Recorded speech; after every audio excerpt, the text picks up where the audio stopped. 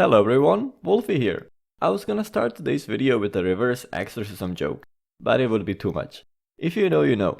World of Warcraft priests, however, especially shadow priests, are nice dudes and dudettes in game actually. Not because I'm playing one, but because all of the people I met before who main shadow priests.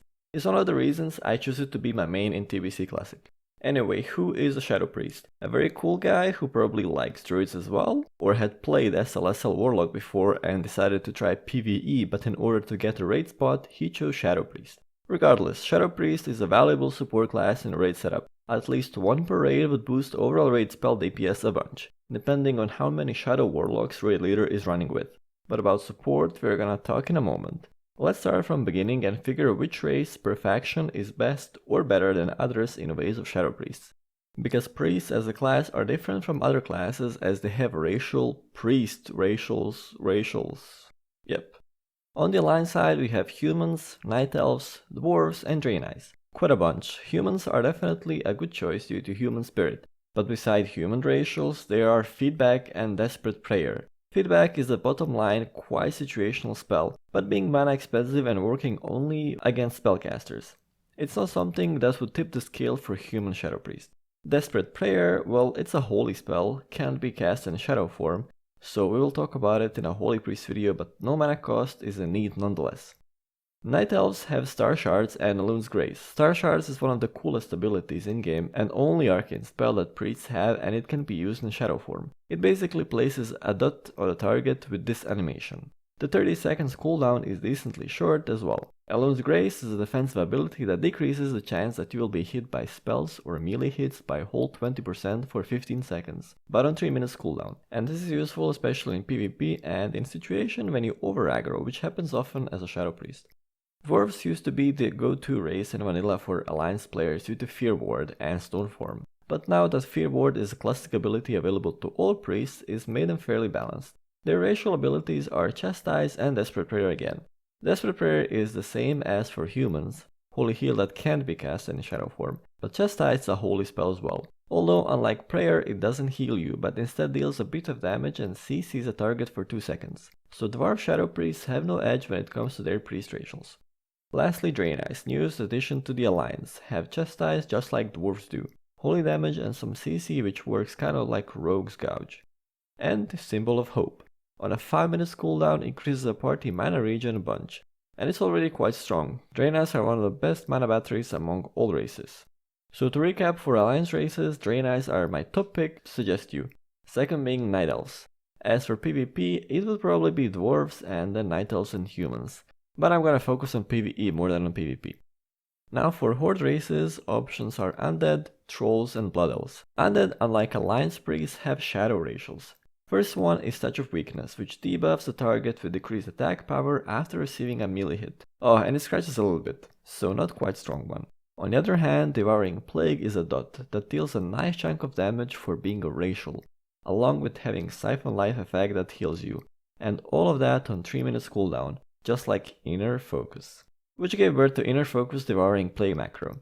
In my opinion, it is better than Star Shards due to several reasons. It is shadow damage, works together with Vampiric Embrace and Touch, triggers Shadow Weaving, and lastly it heals you. Trolls, just like Undeads, have shadow racials, but fully defensive. First one is Hex of Weakness, a curse you can cast on a target which reduces damage down by 35 and healing taken by 20%. Nothing too wild, could be useful by solo leveling or solo questing, but as Shadow Priest you already got your bubble up and Fear just in case.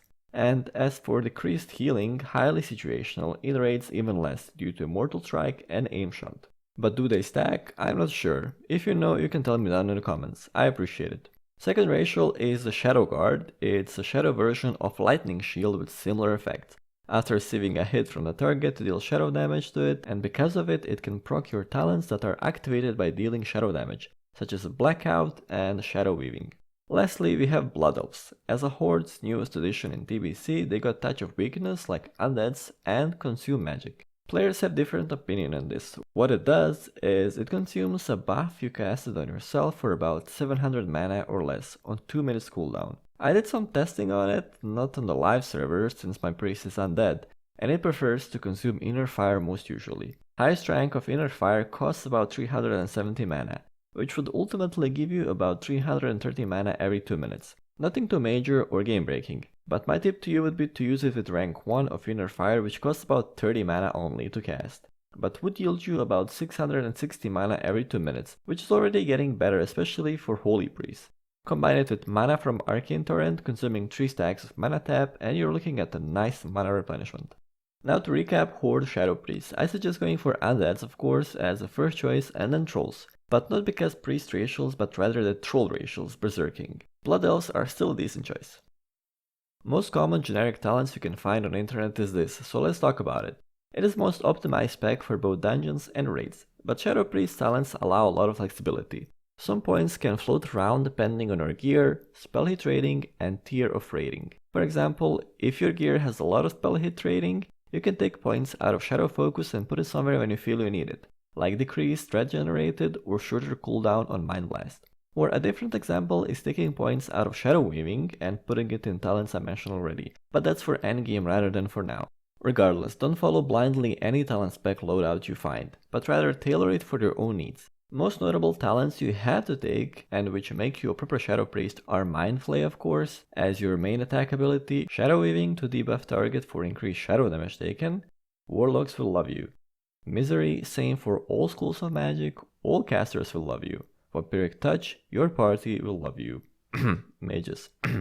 Vampiric Touch is what made Shadow Priest viable in TBC after vanilla. As last talent, it translates 5% of your damage done to you and your party as mana points, point for point. And of course you gotta take Shadow Form and actually use it, cause I met someone who didn't.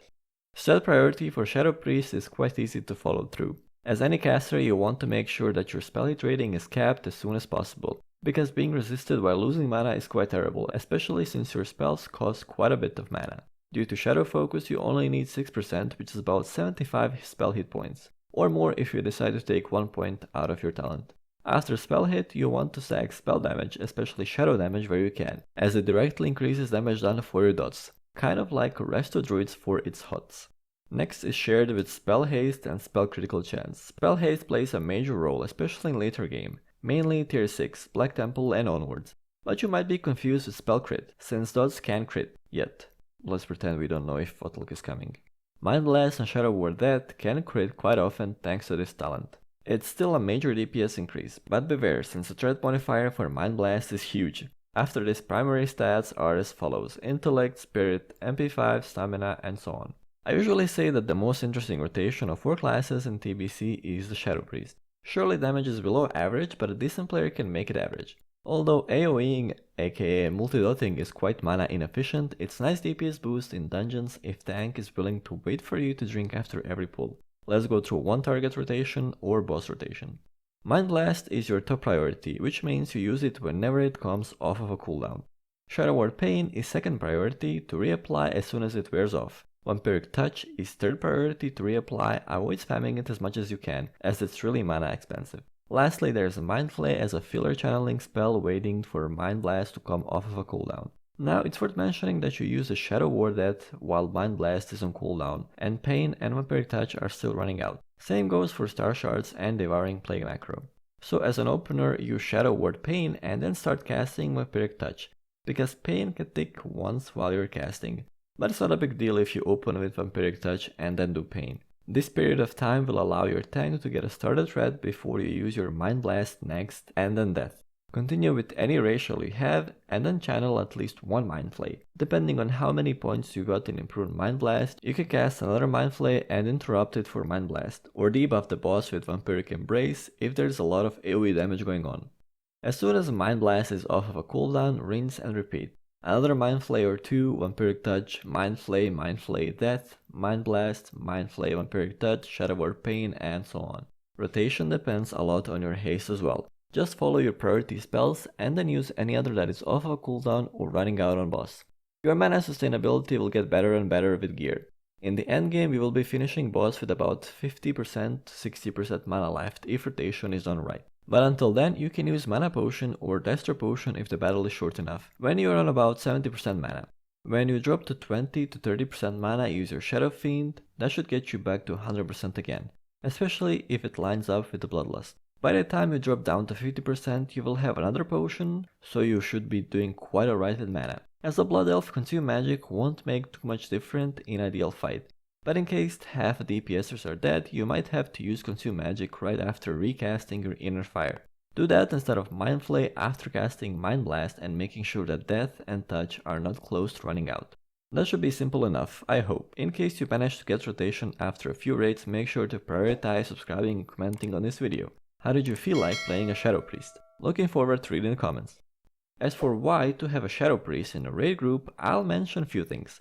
It's not called Manabattery for nothing. Has a decent mana replenishment for the party in which anyone with low mana can be put in by the raid leader. Most usually there are mages and a holy paladin, but in some min-maxing cases there can be healers or even warlocks. It comes from Vampiric Touch. Vampiric Embrace heals the party for quite a nice amount. If spec'd into Improved Embrace, Shadow Priest can reach awesome HPS numbers on Felmist for example. Shadow Weaving increases the shadow damage done to the target by 10%, and on top of that there is a Misery proc which adds plus 5% for all schools of magic. Next to that there is another Fear Ward if the tank requires it. Lastly there is AoE Fear as well and Mind Flay in case you need to kite the mob. It is really fun to play, you won't make a mistake rolling a Shadow Priest. While gearing up your Shadow Priest, especially early on, you keep an eye on how much spell damage you get from each piece. There are pieces of gear that give you only shadow damage and nothing else. Those can be quite strong sometimes. Regardless, I'll give you a short compilation of gear suggestions for pre-raid content, just as a guidelines, what to look for on any new upgrade.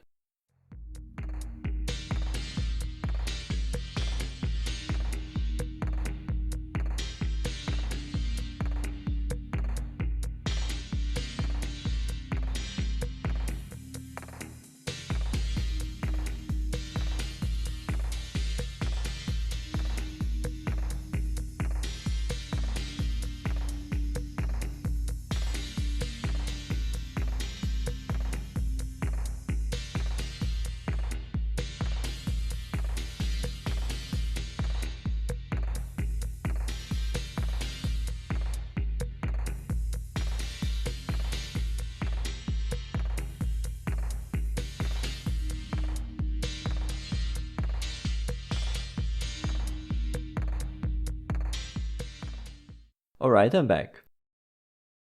Yep, time to mention some consumables. Food buff is Blackened Basilisk or any other spell damage food you can find. Pure Death Flask or Shadow Power plus Empowerment Elixirs. Superior Wizard Oil for weapon. Also make sure to have Super Mana and Distraction Potions. Anything else is extra and very welcome. Professions I would suggest you to take are tailoring and some money making professions such as enchanting, or for example if you have a farming alt with herbalism you can do just good with alchemy. Gems you should use in your gearing are mostly plus spell damage, whichever you can afford. BiS meta gem is Amber Skyfire Diamond, but until it's available in-game you can do just fine with either Mystical Skyfire Diamond or Swift Starfire Diamond. In case you need different colored gems, you have Noble Topaz and Glowing Night's Eye as options. Gear enchants are easy as well. As a Shadow Priest you need as much spell power as possible, so get it where you can. Glyph of Power for headpiece. And I suggest going for Aldor for shoulders, but you can make that choice for yourself. Either Subtlety or Shadow Resistance for cloak, stats or Mana Prime on chest, it's really a preference. Spell power on gloves and bracers of course, spell thread on pants, which you can craft for yourself even. Boar speed on boots or straight fortitude if you're going with Swift Skyfire metagem, since they don't stack. And lastly, there is a Soul Frost on weapon or plus 40 spell damage if you can't afford Soul Frost yet. In case you go with enchanting, you can enchant your rings with plus 12 spell damage, which isn't half bad. That would conclude my guide in purple ways of Transcendent Shadowy Priests and their cooler looking mounts. Well, maybe not mounts, but that's plus fun for Shadow Priests. Thank you all for tuning in. As usual, stay safe and have fun playing the game. That's important. I'll see you in the next video. Bye bye!